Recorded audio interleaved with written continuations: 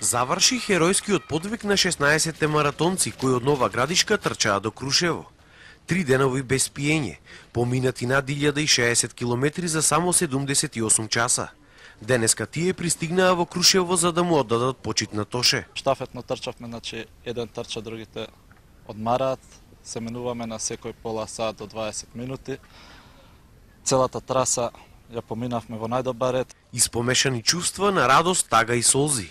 Иако маратонот бил многу напорен поради дождот и студот, сепак ги подрела мислата за човекот кој имаше најголемо срце на светот. Во Србија бевме постојано следени од дожд околу 15 часа. Но кога станува збор за настан во чест на Тоше, мислам дека може да се премине преку сите болки, преку цел замор.